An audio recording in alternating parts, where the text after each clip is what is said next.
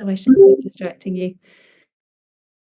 Fennec, nice to see you. I see some familiar names in here. Frankie, it's good to see you. Crypto Factor, hi. Bruce is here. Big Tarantula Haywire, nice. There are a few. Ah, and I think that must be Peter with a very bizarre Discord name. Peter, is that you?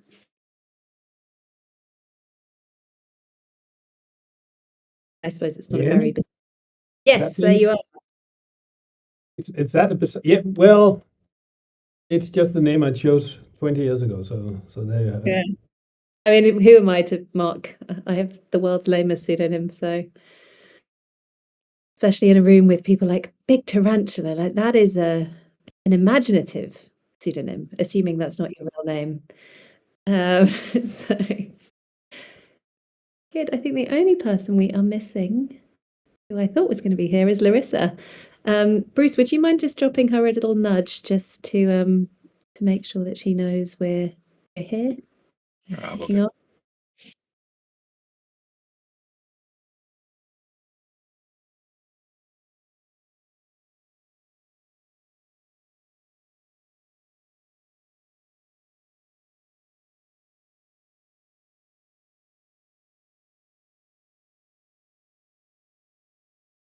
Huh?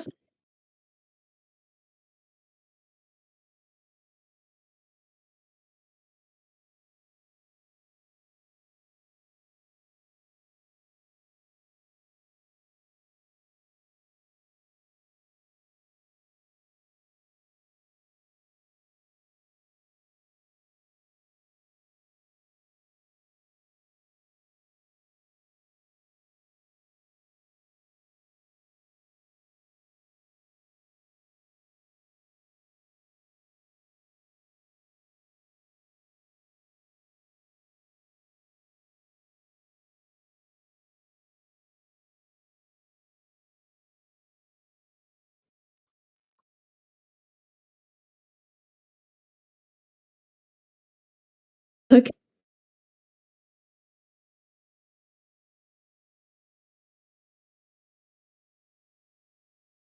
Good. Well, I think it'll be great to get into more of that, and I will definitely be asking her if she's able to join future ones, or maybe she can even just share some updates in the Telegram group.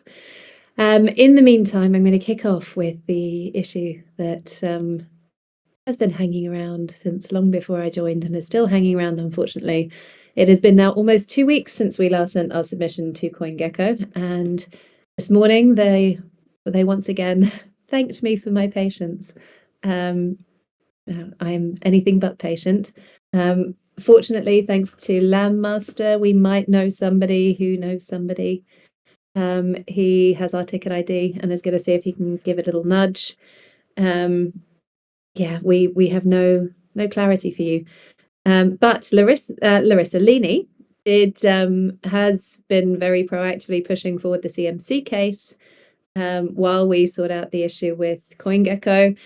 We are preparing, I've almost finished preparing the submission to them, and she has a friend on the other end who is going to review it for us as soon as it goes through, and they will see what they can do. So we are making progress, even if it feels glacial. And I do appreciate people are probably feeling a little frustrated with that.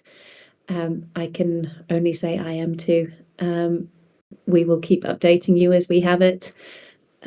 Yeah.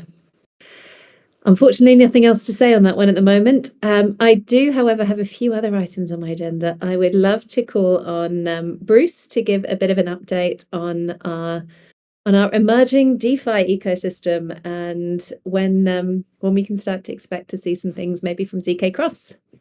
Oh, um, okay. So, and I think it looks like Matthias has joined, and I think he'd be able to give some real-time updates. So Matthias actually was in Dubai to join the Cardano summit to talk about the Profila platform, where they are building in Cardano but using Partisia blockchain as a MPC as a service. In fact, we're seeing some additional traction in that field, and we're seeing some interest. showing that we can provide MPC as a service through our BYOC bridge. But while Matthias was in Dubai, he was also able to meet with our ZK Cross team.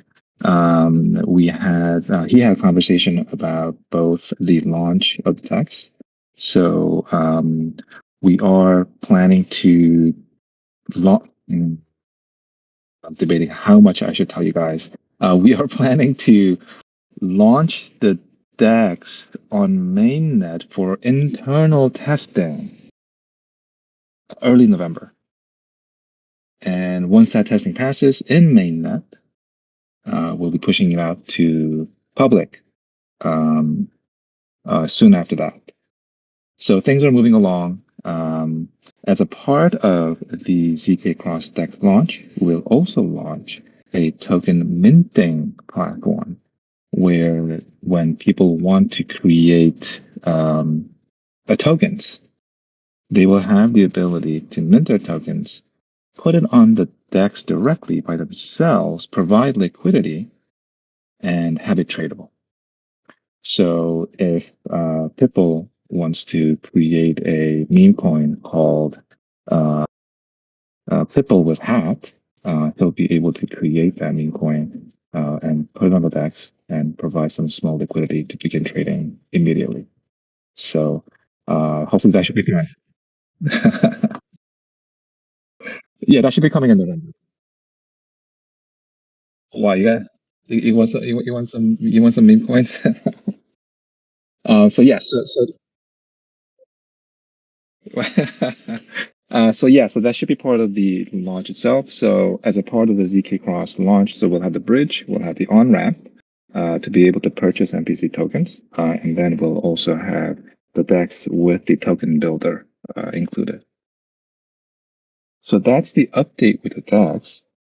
I don't know if anybody has any questions about that one before I jump into some of the other ones that we're working with. Okay, fantastic. Then other than that, yes.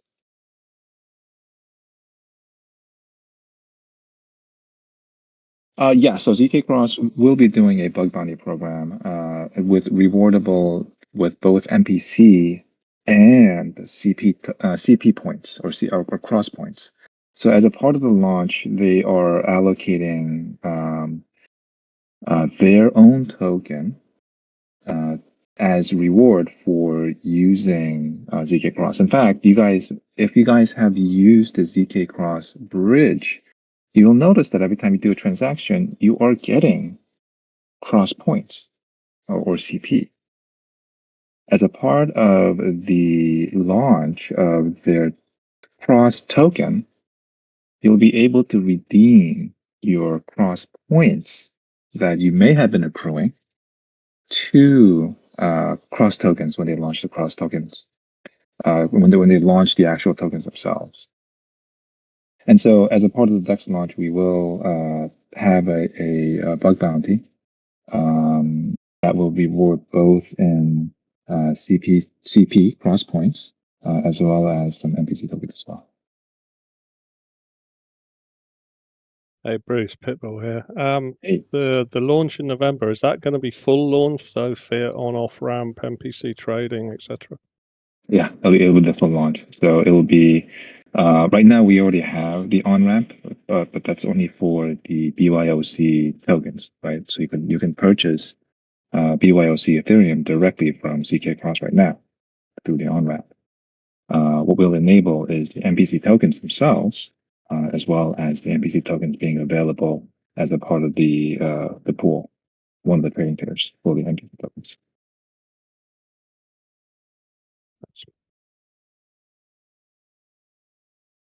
Any other questions for Bruce about ZK Cross?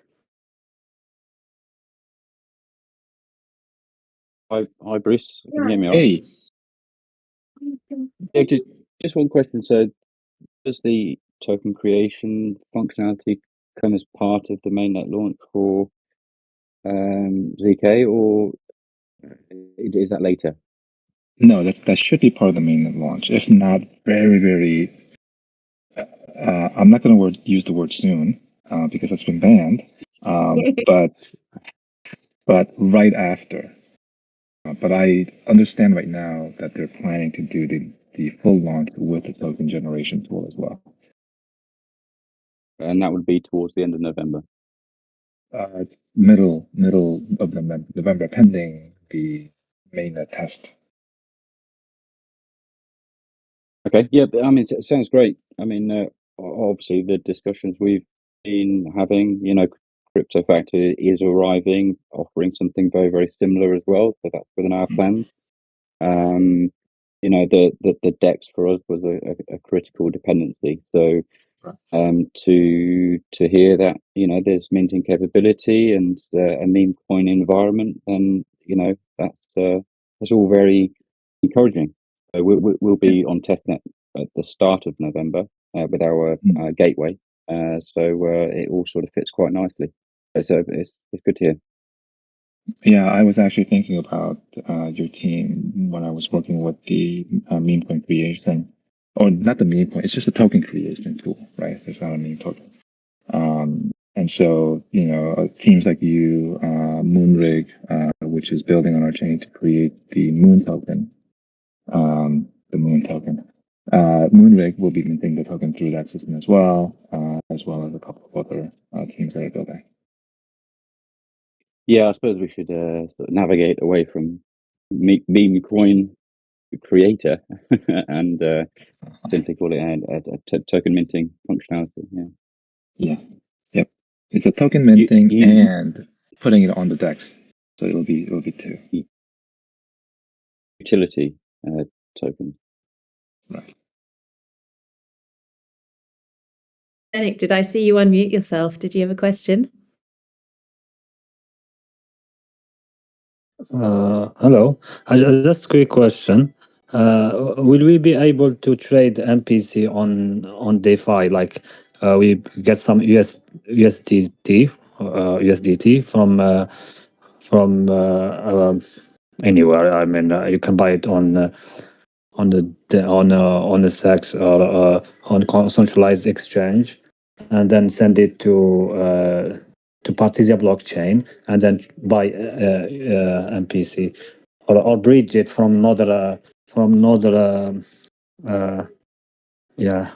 blockchain. Is that possible? Because many people don't want to use centralized exchanges and prefer decentralized exchanges, and then they have their assets and they want to bridge and buy new coin. Yeah. So when ZK Cross launches the MPC DEX, you won't even need to buy through a centralized exchange. You can just use the ZK Cross on ramp and purchase the BYOC version of USDT, pay for it using your credit card, and then trade directly on the ZK Cross DEX to purchase MPC.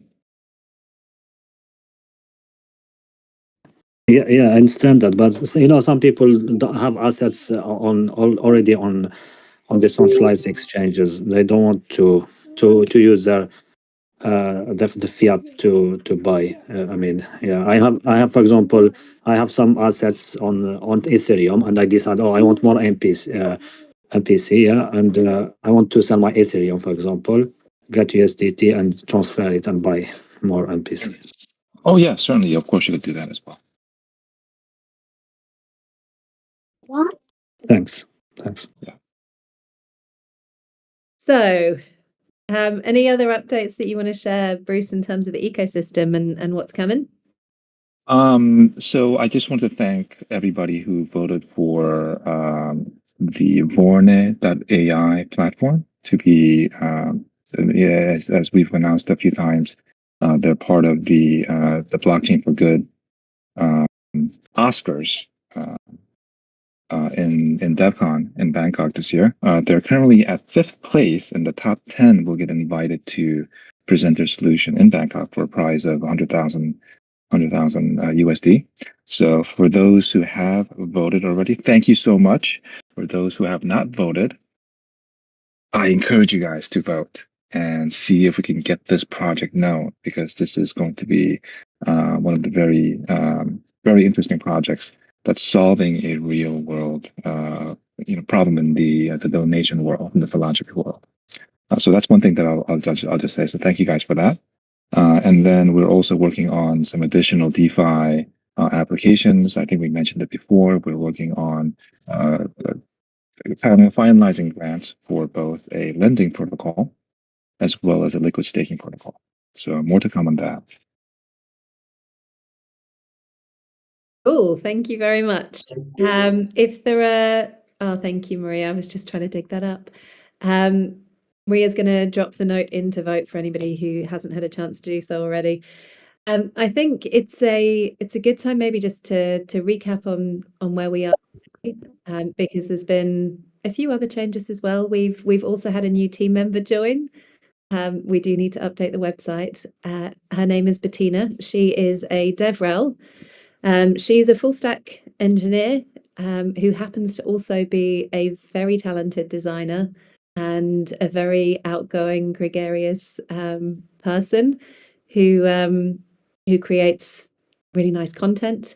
She did her master's in digital identity and distributed ledger technology. She has studied MPC before. She's been in Web3 for about 4 years now. So I'm very excited to bring her into one of these calls in future. She is taking on a number of things. She's already started diving into all of our proof of concept work, all of our docs. She's been talking to various people and will be continuing to do that. And the goal is that she will start to be able to create some more use case marketing, that we can create kind of very accessible content around the value that we can unlock, but also creating some very dev-centric content. So she's itching to get building little things and sharing what she's been doing and kind of communicating that with other devs. She's part of DevDAO and other communities. She's already hooked up with some of her peers in some of our ecosystem partners. So we're going to be looking to meet up with them in Bangkok in a couple of weeks. She also is going to be leading a kind of category building initiative around, how do we kind of build a bit of momentum behind ourselves within the privacy category. We already have the MPC Alliance, we have the FHE.org, but could we create something like a privacy program that brings some of these together with projects from both inside and outside of Web3, based around leveraging our strengths on the academic side, using some of the wonderful spokespeople that we have to engage with thought leaders, rolling that maybe into online communities, trying to build up momentum behind that into IRL events. That has been a playbook that has worked extremely well for a number of different projects in Web3. I think the biggest example of that was Celestia and the way that they built the modular movement, the modular blockchain movement. So that's going to be something that she's also going to be spearheading. It will also kick out a whole heap of content for us and a whole heap of partnership opportunities, which I think is very exciting.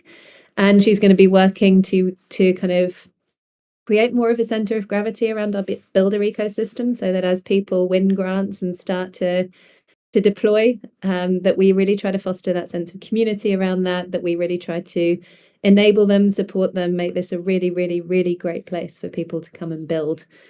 So I'm excited to have Bettina on board, and I'm really looking forward to getting a chance to introduce her to all of you. This is part of a lot of work that has been going on to try to make sure that we are ready to start building momentum from now, really. And I think I always said, it was going to be end of October, early November, you start to see things really ramping up. I think ZK Cross is a really good piece within that. I think the Koala Wallet deployment has been really important. I think some of the improvements on things like the staking interface, while it's not perfect, have been really important. We're also, Pitbull had suggested some how-to videos. We have taken that on board, and we are building a whole heap of explainers on how to buy, hold, bridge, stake MPC, so that as we bring new eyeballs to the project, it is as frictionless as possible for them to convert into loyal community members. We're also going to be creating a segment in our documentation around token fundamentals where all of this can live, So it'll be very easy to point people towards that. There will be an easy place to kind of find your way if you are new into our ecosystem. We can't make it fully frictionless immediately. We will be continually working towards that. But what we absolutely can do is make it easy to find the resources that help make it feel as effortless as humanly possible. So that is all underway. We have a number of different activities at DevCon.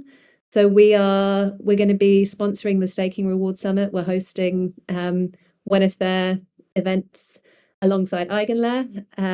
So we're going to be talking to their community of retail stakers to try to drive awareness of the staking aspect of our project. They also have a whole community of liquid staking projects, DeFi projects, validators, professional validators and operators. So I think that's going to be an interesting community to raise our profile in, and it's a great way to talk to the staking side of our proposition. We're also going to be doing a shielding summit event where we can again kind of just create a little bit more momentum behind our category position and our category narrative, and we're applying for, or we're working on a number of different kind of free opportunities to get our name out there and to put ourselves forward as speakers and panelists, and just try to make sure that wherever anyone looks in Bangkok that they see Partisia. Larissa's been working on some interesting merch for that, so we will hopefully be able to share more on that with you.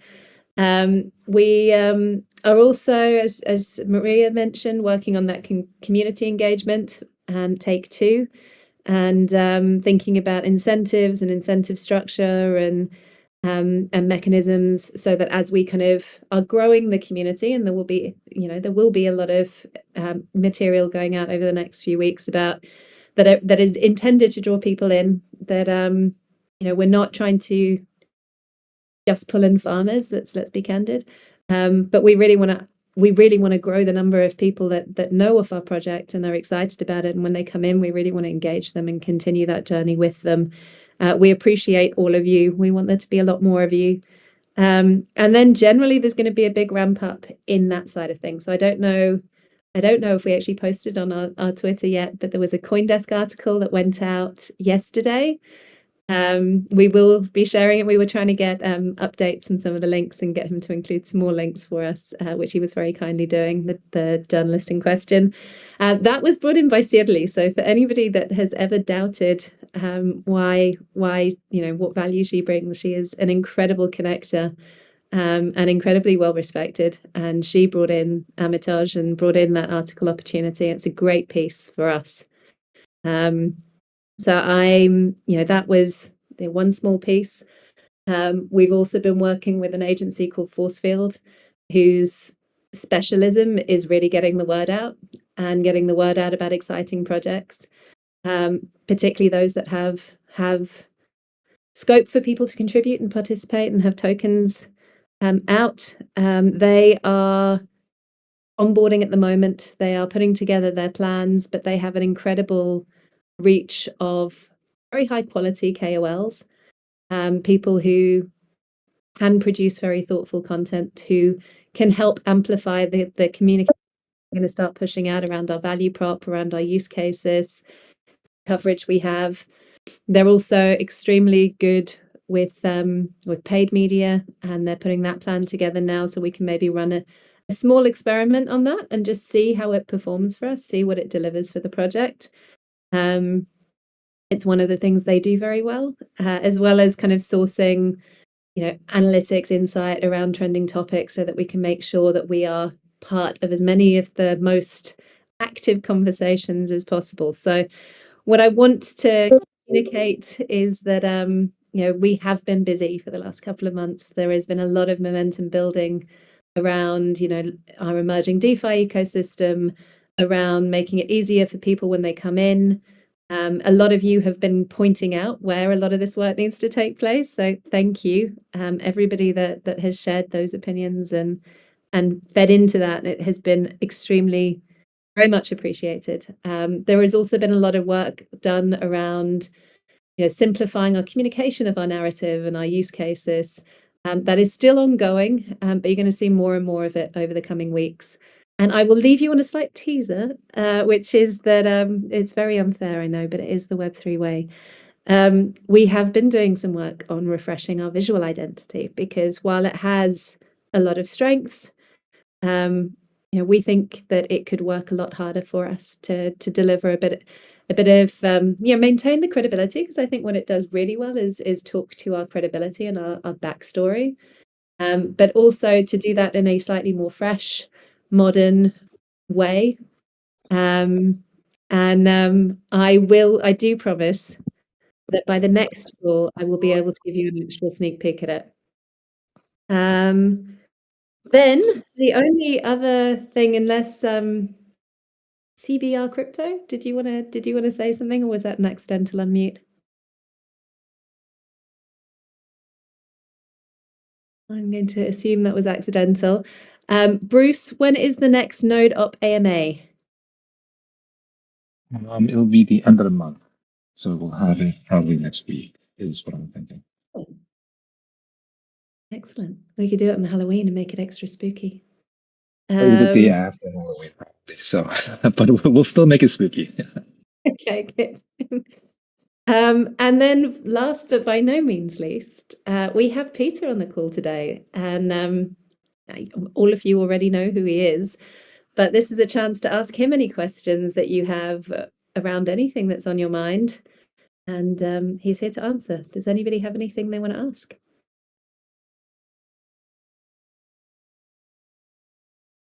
It's okay not to ask me questions, because I'm most likely going to be impaired by the fact that I don't know exactly what I'm allowed to disclose. So there's that. But do feel free to ask me any questions. You can say anything, Peter. It's fine. Nobody's recording. It's a safe space, right? Expose away. No, I mean, I also really dislike making promises that I'm not certain that I can keep. So there are some really interesting features in the roadmap that we've planned that's getting close to completion now.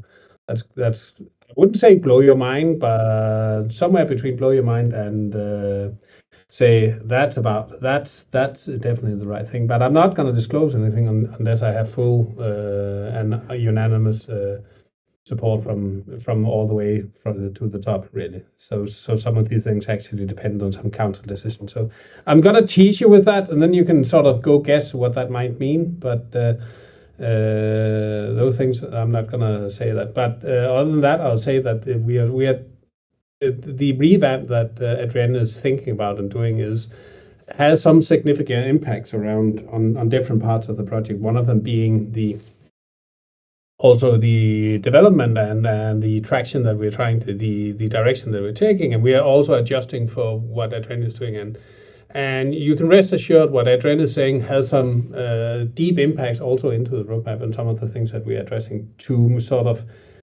make space for what Adrienne is trying to achieve. It's funny when you actually get when you hire your own replacement, right? I used to be in charge, and now I'm getting told by Adrienne. But I find it a very health. What do you call it? Healthy relationship and very very constructive. So there's not a problem. But you rest assured that what Adrienne is doing is also having an impact on what we're doing in terms of the platform and the running blockchain. Which by implication means that everything that you guys say is having an impact. So keep the feedback coming. We do keep the pressure on everyone to try to take this project where it deserves to be. So this is a classic Web3 thing where we're all in this together, right? But now I know some of you've got questions for Peter, especially after that amazingly enticing summary, which managed to say nothing very concrete. So I will be very specifically nothing. Yes, I know, it was amazing. It was almost like a politician. Pitbull, you've got to have a question. Yeah, although I guess it goes to yourself, Peter, and maybe Bruce as well. So one of the recent AMAs we had, I can't remember if it was Node Op or Community, we discussed two issues. One was the having our private key on the NodeOp server, and the other was having NodeOp information public on the blockchain as a result of the KYC. Now, that was something I have good that answers for would be those. looked at, and yeah, we'd be interested to know what's happening on that. Yeah, so let me take the latter part first. The fact that you are disclosing bits and pieces of your personal information in order to be part of the node operator community. So we're dancing a delicate balance here, right? Because when I'm entrusting my private information, even if it's run on MPC, then it's still private information that may or may not be exploited if enough node operators are colluding. So and let's assume that these are very specific. Let's assume that, for instance, it's Donald Trump's tax papers or something similar. Then it's going to be very high stake and very high value, and then there might be reason to collude or not to collude. So I want to know who I'm trusting. If I'm giving out some of my personal data, I want to know who I'm trusting. Now that requires that you guys as node operators actually provide a bit of information about yourself.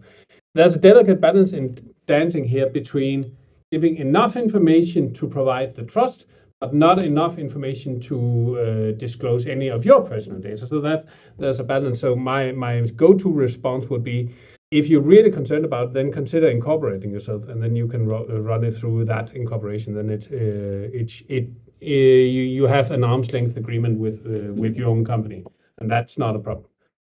So that's one thing. So we are discussing other means of doing this, but it's actually very hard in zero knowledge to prove that you are unique, and because a lot of these data has some fuzzy matching in it. So your address or my name is Peter Fransen, but I usually write it up Peter F. Fransen, and those are actually two different names. So sort of distinguishing these two to be unique is actually complicated. So there is a balance there, and we're trying to find headway for it still. We only have one KYC provider right now, but we are intending to allow more KYC providers to be brought in, and then it's going to be harder to match for uniqueness. So that's the long-winded way of saying it's complicated.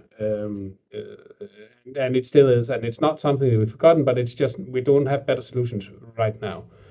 The other thing which is about Peter, before you go on to the next one, just be aware the KYC issue is putting a lot of people off running a node, and running it and doing it as a company is not an option for everyone. Oh yeah, I know that. So I love Bruce. We should pick up the concrete problems with the and try to revisit that discussion. I would like to also interject over there. I mean, Partisia claims to be, a really high tech and really advanced blockchain, and we operate on zero knowledge and MPC and stuff. But I don't see it being implemented in our blockchain. With the very fact that, like what Pitbull just mentioned, that even our sort of private key is stored in plain text on the in the file, in the JSON file and stuff like that. I mean, again, we are selling MPC, we are selling ZK, but we are not using it in our own chain, which seems counterintuitive. I don't know. I mean, I could be wrong.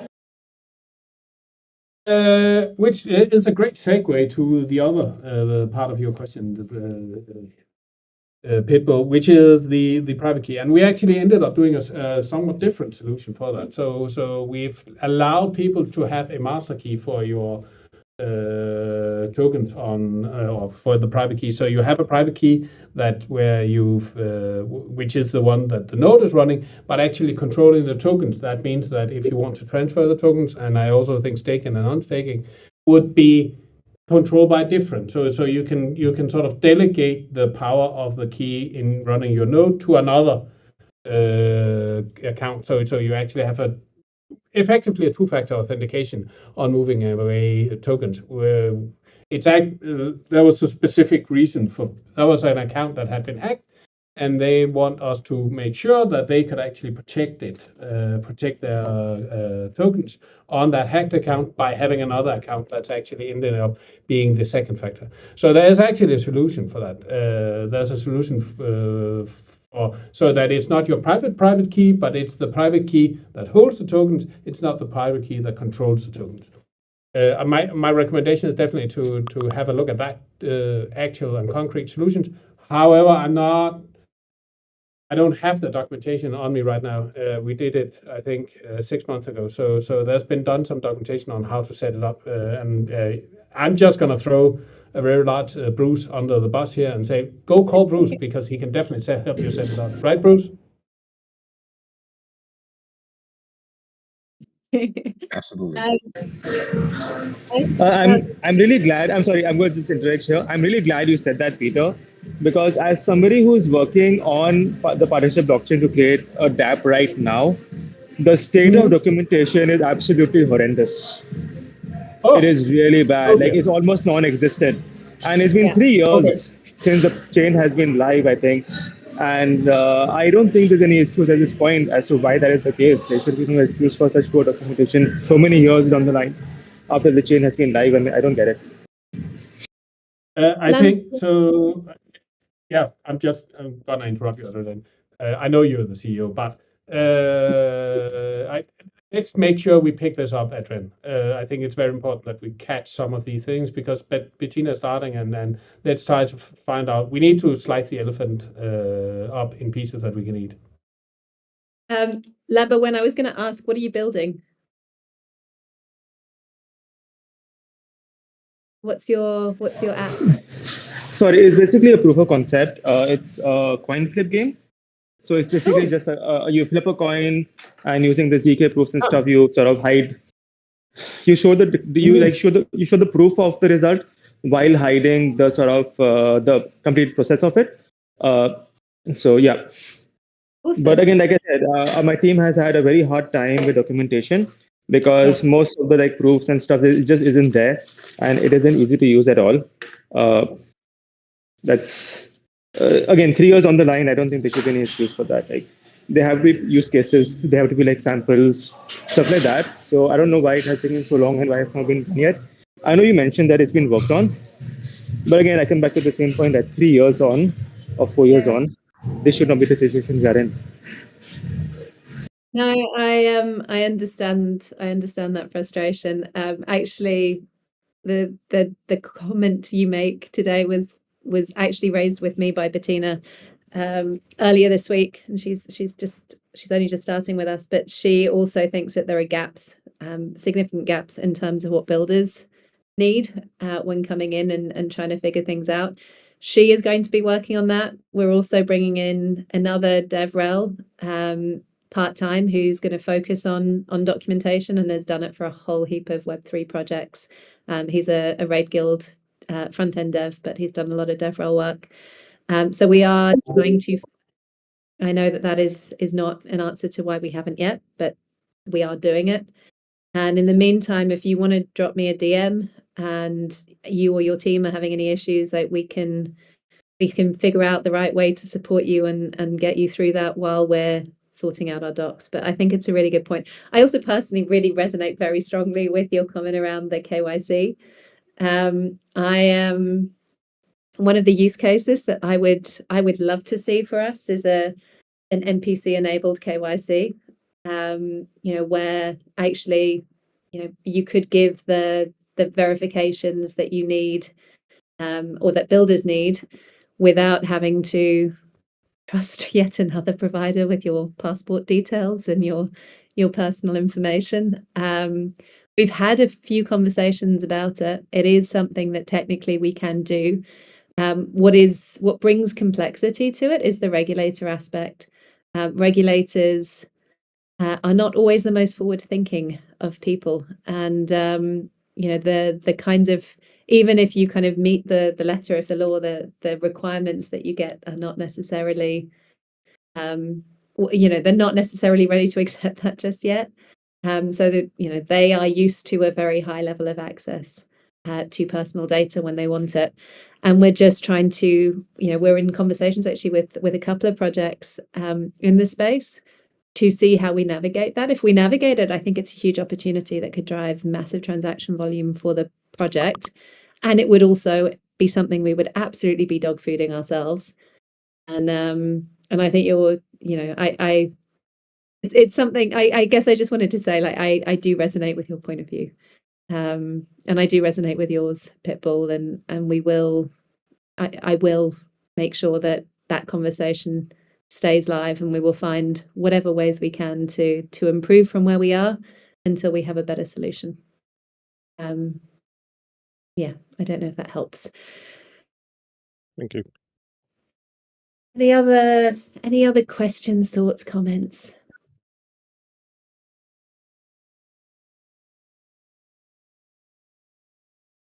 Okay. Pitbull, I see your comment in the chat. Do you want to raise that here? Around the airdrops. Oh no, I was looking at the one about Okay. Yeah, airdrops. so it's kind of almost universally true across all blockchains that when people are looking to stake or delegate, whatever you want to call it, they generally like to do so to people that have skin in the game. And the problem is when you look at our node op stats, because of the solution Peter's provided, when you look at self-stake, that's not accurate. I mean, mine's not accurate, and I suspect quite a few of the others are not accurate either. So it's not a showstopper, but it's not ideal. Again, it's a transparency thing, and we're supposed to be about transparency. Yeah. What is the inaccuracy? The self-stake is not accurate because you're potentially staking from two different wallets. Okay. The solution wasn't that. The solution isn't quite the solution that we're asking for. I mean, the second part of Pitbull's question was why have we got on our node server, and the solution isn't yes, but you can delegate tokens, you can move tokens and delegate them back, so there are less tokens at risk. That's not answering the question. And the fallout of this is we still have the same situation, and the secondary effect is if somebody looks at the self-stake, there's nothing there, and if you are asked why is self-stake so, and you say, well, I have to move my tokens away to another address to delegate them back to my address because my private key's there and I don't trust it. I mean, what sort of conversation is that to be having? Okay. I know which one you're talking about. I think as a part of the node operator asks, he talked about the fact that maybe you would be able to identify a second wallet for you as a node operator, specifically for the nodes. I'll bring this back up on the node operator call, Pitbull and CryptoFactor, to see if we can make modifications to also include a secondary wallet to be included as a self-stake as well from a UI perspective. I think that might be a potential solution for that specific problem. Yes, for the self-stake visibility, yes, that would be a solution. Yeah. Okay. Yeah. Let's talk about that at the next node call, and I'll also update Peter and also with Mickey about that particular item to see if we can move that forward. Yeah, and I think, Bruce, maybe you don't know the solution I'm thinking about. So maybe we should also spend some time, you guys, you can understand it, because I think there's actually some potential. And it feels like, yeah, I want to explain it more detailed because then you can push it onwards instead of me trying to sort of find a way to explain it right now on the top of my head. Then let's spend some time offline. I'm gonna come over to your desk tomorrow. Yeah, but I'm in meetings most of the day, but there'll be time to chat, I'm sure. That's great. Well, we've just confirmed that we have our next node operator call next week, so that gives us hopefully some time to share an update. Great. And then Pitbull, you had another question around the airdrop. Yeah, sorry, I'm trying not to overdo it. Yeah, I mean, there's quite a few people asking or mentioning that they spent a lot of funds as part of the first round of the airdrop and didn't get anything out of it, and there was some discussion going about how to compensate them. And then the obvious follow-on from that is what are the plans around the next round of airdrop? Yes. So the answer to the first one is that now that we've distributed all of tranche one, I think there was over 60% of kind of potential claims that were actually claimed, which means that there is some tokens that weren't distributed. We are going to look at, or we are currently looking at how we could maybe take a portion of that, maybe top it up, to redistribute in order to make sure that, I think what the first calculation did well is it made sure that there was a long tail of people who were generally reasonably happy. Unfortunately, what it did less well was make sure that the people who really committed to it were actually fully rewarded for doing so. So we are specifically looking to address that issue. We would probably have an update for you this week, but Matthias, who isn't in here, I don't think anymore, he's in Dubai at the moment at the Cardano Summit. So I think we have posted in the group about the timings, but we will come back with more information on what that's going to look like, with a plan to get that top-up round distributed by kind of, I think we'd said mid-November to late November. So updates to follow next week, and then we should be able to kind of distribute the top-up. Airdrop round 2 is an interesting question. I think where we are leaning towards at the moment, and this is something that Larissa has been giving a lot of thought to since she came in, is how do you take the fundamental concept of an airdrop was that you would incentivize people to do things that brought value to the project and to earn rewards for it. So that has been extremely powerful. It's been a great way for people to bootstrap their early user base. But I think across Web3 in the last few 6 months, say, I think it has been increasingly farmed, and there has been a feeling across projects that it's not delivering kind of sustainable value to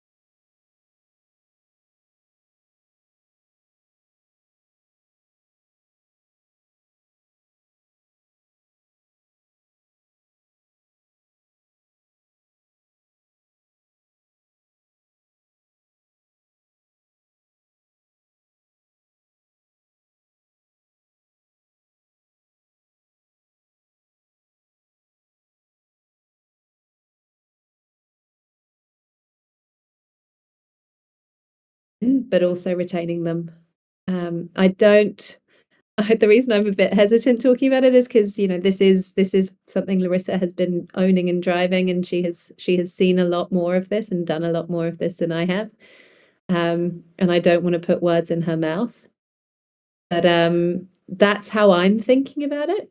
I don't know how the community feels about that. Like it's hard to tell on Telegram because there's obviously there's the people kind of talking about their rewards being too low, and then there's others saying they're all just farmers. The majority of people probably aren't saying anything, but what I would like to see is that when we have a concrete proposal, which we are working towards, we will come back and share it with you and give you a chance to tell us your thoughts and whether or not it feels right for you. Pitbull, do you have any immediate thoughts on that? Yeah, I totally agree with the thought that the airdrops are farmed to a huge degree, and I think the attempt that Partisia did to have not just people rocking up in a Telegram and retweeting something and expecting a fortune, but actually doing something on the blockchain. That was a good idea. The issue was the available dApps were very limited, and there was nothing that was sustainable. How many domains or whatever can you register? It doesn't really make much sense. You needed something that had a legitimate, long-term, repeatable use. I'm not sure what that would be, but you need something that people would use every few days and generate value, and we just didn't have that. Yeah, and I think that's a very fair point.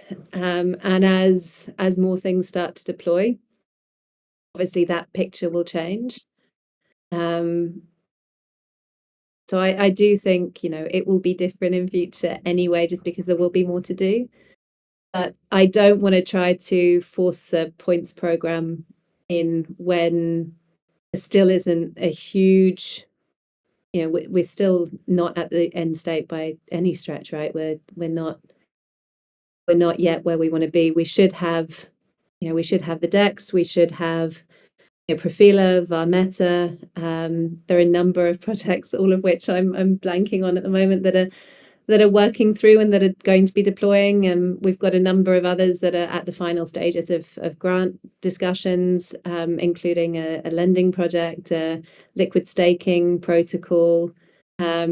We've got a number of use cases we're trying to drive, and we're in talks with different projects that, from kind of early stage through to actually very well established projects, about collaborations there. So I think there will increasingly be more for people to do in the network. And I think that's going to be key.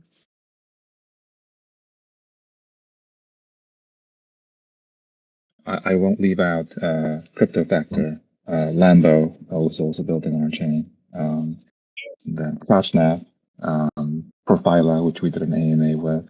So there's certainly a lot in the pipeline, I think. Yes, thank you. Thank you, Bruce. I'm very excited to see what Lambo and Crypto Factor have coming. I think it's lovely to see these things kind of emerging from the community. So yeah, absolutely right. Are there plans to simplify and automate the staking process, including job allocations? As the number of delegators grows, it may require more frequent manual input from nodes, which could become less feasible. How does Partisia plan to improve core processes like this? TLDR, yes, there are. There are a few different options we're looking at. So I think, I think that with the emergence of liquid staking, there will be a lot, there will be another interface that makes staking, that enables people to participate with staking. But we do also have plans to improve our own delegated stake process. And we are also looking at a proposal to work with stakingrewards.com to create a delegated stake platform within their ecosystem that we can also use to kind of tap into their audience, which is quite significant. I think there could be both a kind of staker acquisition, user acquisition, I don't know, opportunity there. And also, so the marketing opportunity, and they also are experts at building delegated stake platforms. So that also could be something that is worth doing. Bruce, do you have anything to add on that question specifically? I think, I think next year, one of the things that we talked about working on is improving node quality to help with node operators, skill up. That's number one, and help to make the technical side of things be easier. So I think maybe we'll have more to say on that either at the end of the year. Is what I'm kind of thinking. Well, I see you typing. If you want to just talk. I was trying not to say too much more. I was just going to say the liquid staking and the profiler data stuff, I could definitely see them as things that people would use on a more regular basis, and so definitely good candidates for any airdrop, I would say, because they will drive usage and transactions. Awesome. Thank you. I'll save your fingers. Yeah, and actually, sorry, just to come back to what Bruce was saying about creating. I would love this to be an amazing place for operators. I would love it to be a place where we can, it's not going to be necessarily for everyone, at least not all the different types of nodes, but where we can help kind of upskill, help each other, have great tooling where it's easier to verify how you're doing, to set up. I think one click node deployment was something that was raised at one of the node up meetings. So maybe this is an idea also that we should make sure is on the agenda for next week, so that we get the input from the node operator community at this very early concept stage. And that way it can kind of help the idea. Lambo, sorry. No, I'm sorry. No, I just wanted to make a very small comment. I just wanted to shout out to Pitbull, because he literally spent over 2 or 3 hours one-on-one with me to help me sort of enable my node transfer. So I just want to sort of acknowledge that Pitbull is really amazing as a part of the community, and I want to thank him in front of everybody. Sorry, I didn't want to interrupt, but yeah, that's it. I can't find my emotion. Can't see how red I've gone. Well, if it helps, I completely agree with him, Pitbull. We're very glad to have you here. Appreciate it. Now, before we make Pitbull blush anymore, Kossi, I see you here. You normally have questions. Are you able to unmute, or maybe you can't? Yes. Thanks very much. No, I came a bit late, so briefly just listened a bit regarding especially the airdrop. My question would be, so maybe you briefly talked about it. Is of course depending of how far you can go into the topic. Is for the moment, mainly what we see is like the price drop. So we presume either way, it's more like the investors. So you're doing a lot to reassure, of course, also the community. My question would be, is also something done for the investors, or as it seems like if the investors are dumping the tokens, I don't know if they are not convinced yet of the potential of Partisia, or if they simply just got the multiple and say, okay, we're moving to the next project. Is there something also be done on the investor side? Either way, first of all, to see how they can stay on board, and also if their network can also be used to extend the potential of Partisia to reach out to new partners, etc.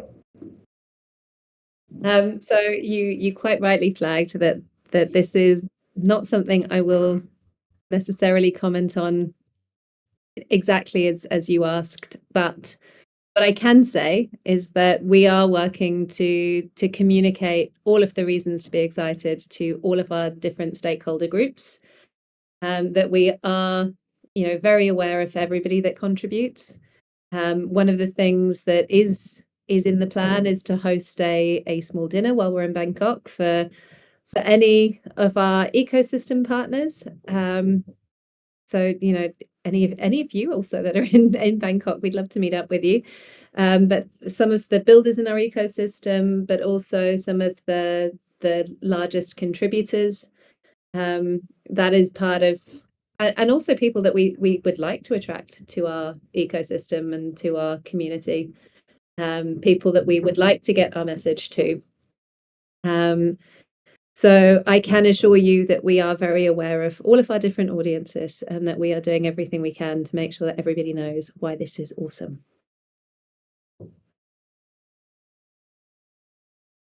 Great, thanks, Ed. Pleasure. Now there are lots of names in here that are new to me, and I just we have a little bit of time. I feel like actually we're at the top of the hour, but if anybody who hasn't maybe spoken up before and wants to just say hi and introduce themselves, it would be great to meet you.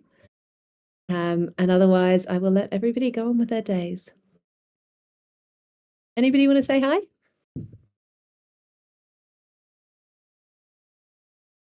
If not, I will just say thank you for joining us. Thank you, everybody who has come, who has spent some of their life with us this afternoon or morning, wherever you are. And yeah, really appreciate Peter. Thank you for coming in. Really appreciate you being here. And yeah, thank you, everyone. It's nice to see you, and hope to see you at the next one. Enjoy the rest of your day. Thank you all. Thanks, guys. Have a good one. You too. Bye.